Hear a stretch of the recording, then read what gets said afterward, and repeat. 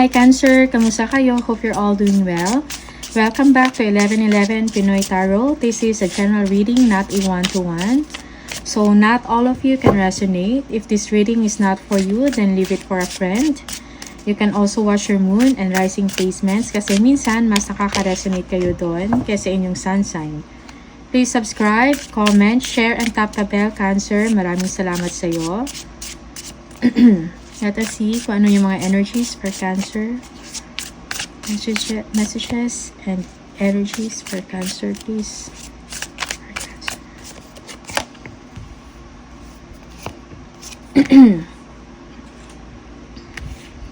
Okay, we have the wrong decision.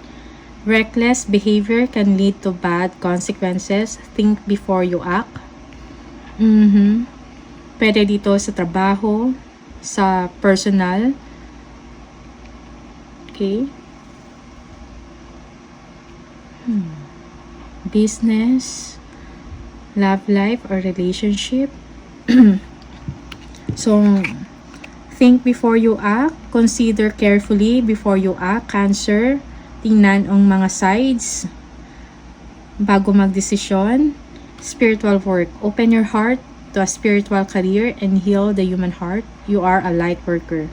Spiritual work. For some of you, you are indulged into spiritual work, or you have spiritual gifts, psychic abilities. You can share your gifts with other people. Give advices, okay, with wisdom na makakatulong kayo sa ibang tao.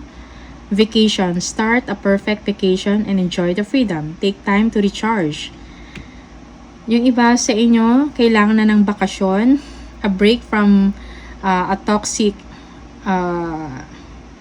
environment, a break from a busy work. Okay?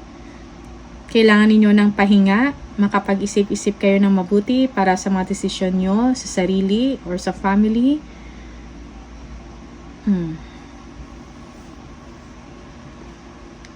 Kailangan nyo ng pahinga, bakasyon, mag-cruise, mag-tour, okay? Or magpunta ng beach, staycation, okay? Tingnan natin kung ano yung mga messages para sa inyo from the tarot.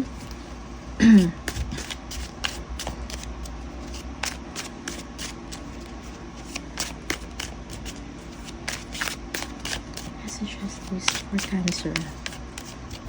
Cancer. Messages for Cancer. Cancer. Messages for Cancer. Oh.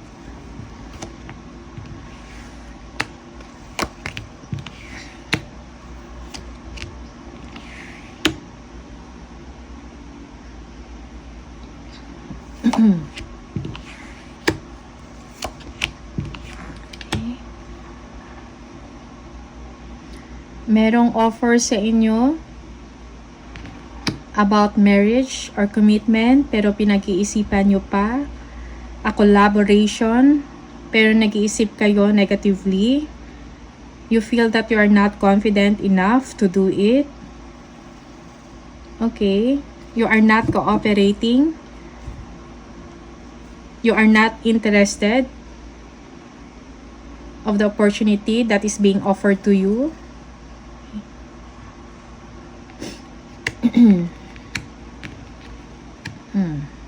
Okay. You need to believe in yourself. You need to be confident, Cancer. May kailangan kayo i-work out about sa relationship, maybe. You are focusing on your work. Okay? May minamaster kayo sa work ninyo. You want to be successful in your career. Meron kayong project na tinatapos or ginagawa. Nakafocus na yung inyong attention doon instead of a relationship. Okay? It's because you don't want to think about relationship right now. So, binibigay ninyo or nakatuon ang focus ninyo or attention sa trabaho. Okay?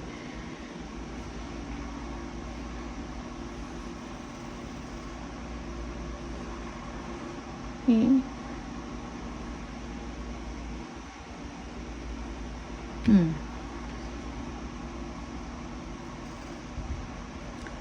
You are skilled, okay? Magaling ka sa work, maabilidad, madiskarte, very creative, okay? You don't want to decide on something. You don't want to face it, okay? That's why fino-focus ninyo, dinidirect ninyo attention ninyo sa trabaho. Okay? Meron kayong pagdesisyonan about relationship. Tuloy ko ba to or hindi? Papayag ba ako or hindi? Maybe someone is offering you a family. Okay? Maybe iniisip nyo yung pagbubuntis. Pinagdidesisyonan ninyo. Okay? Yeah. Kailangan ng understanding, pag-uusap with your partner, okay? Ano yung mga fears mo? Ano yung problema?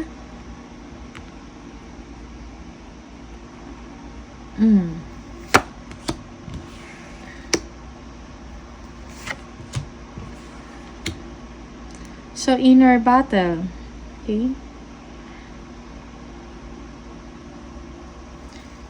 Iniisip mo kung magbubuntis ka or magkakaroon ka ng sarili mong family, paano yung trabaho ninyo. So, kailangan meron kayong agreement with your person. Kailangan pag-usapan ang inyong situation. Okay?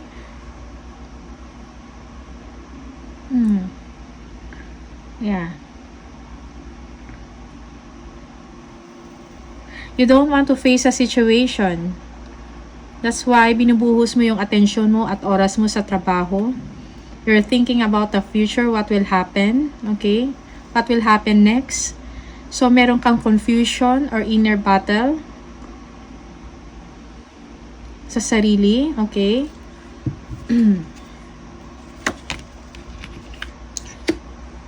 Pinag-iisipan mo yung mga pros and cons, ina-analyze mo ang inyong sitwasyon, may mga questions ka within yourself, may kailangan kang pagtuunan ng pansin at pagdesisyonan. Cancer.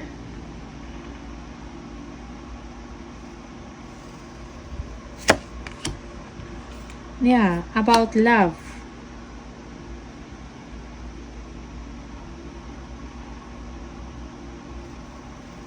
Having a new family, a new home.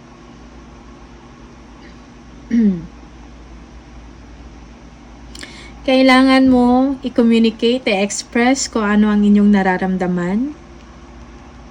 Cancer, i-express ninyo sa inyong partner.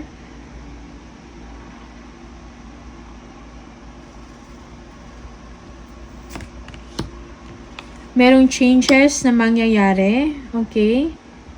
A change of life direction.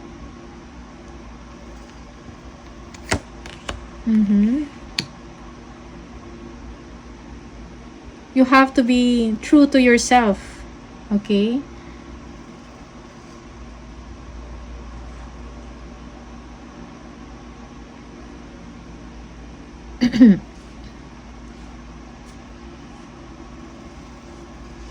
Kailangan ninyong i-review ang situation ninyo.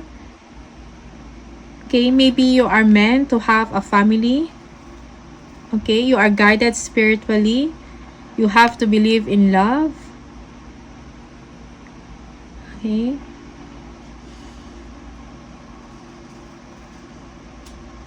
Nag-overthink kayo, nag-iisip kayo ng hindi maganda about sa sitwasyon ninyo. What about your career? You're thinking about your career. Money matters. Okay. Nagre-resist kayo, okay?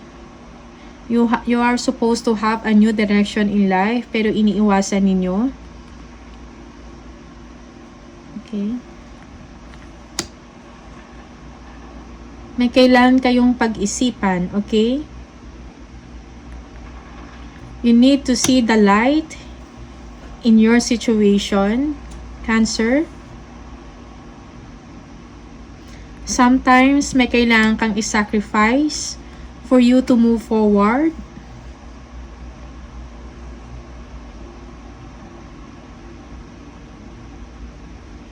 Okay.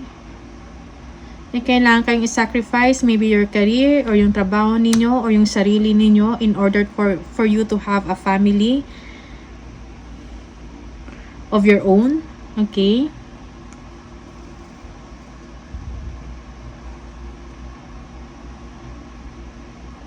Pinag-iisipan nyo kung gusto nyo ba magka-baby or gusto nyo bang mabuntis. Cancer.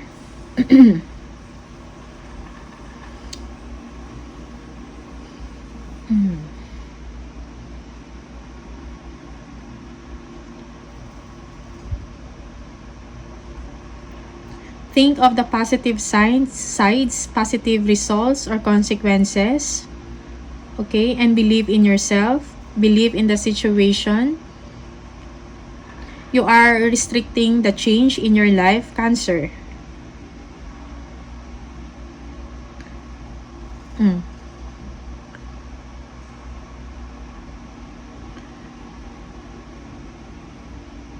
Nagne-negative kayo, nag-iisip kayo ng negative.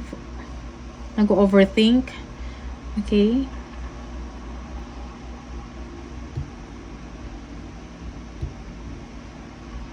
Maybe it's high time for you to make a change, Cancer, and it needs acceptance.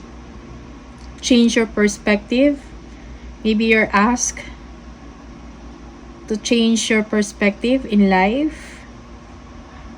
May bagong direksyon sa buhay ninyo na mangyayari. May changes. This is spiritually guided.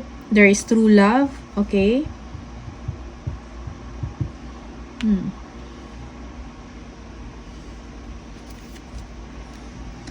Page of Wands. An exciting new beginning para sa inyo. You are looking forward for something. Maybe this is about work. You're thinking about work. You're thinking about money. Okay. How to move forward sa career ninyo. Marami kayong expectations sa sarili. Marami pa kayong gustong bilhin or gawin sa buhay. Marami pa kayong gustong tulungan. Most especially your family. Okay? Your family needs you and needs your support.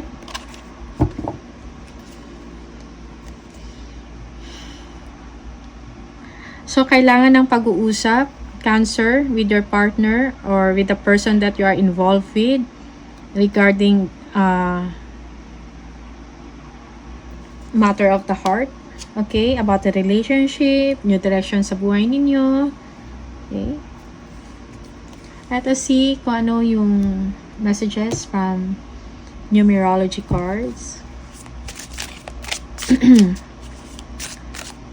So, magtiwala sa pagbabago. Change is coming.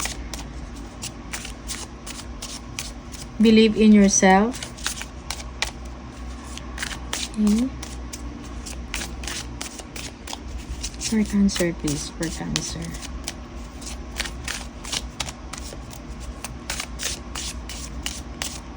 Hmm.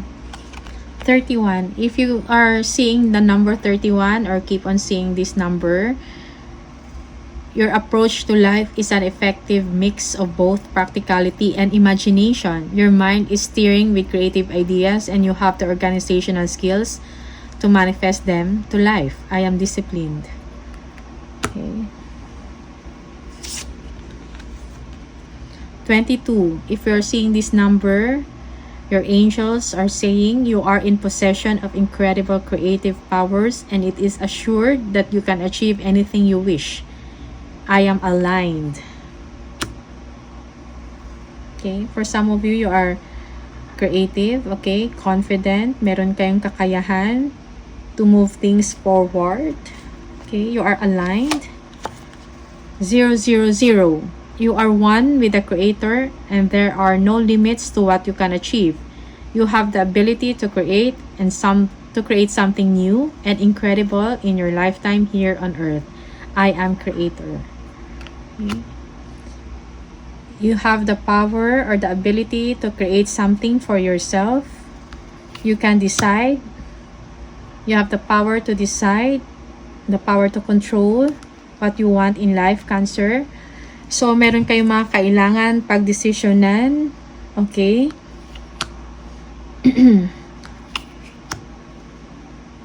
May mga resistance. Okay? May pagbabago na mangyayari sa life ninyo. Meron kayong kailangan pagdesisyonan or pag-isipan. Okay? Thank you so much, Cancer. Thanks for watching. See you on the next video. Bye!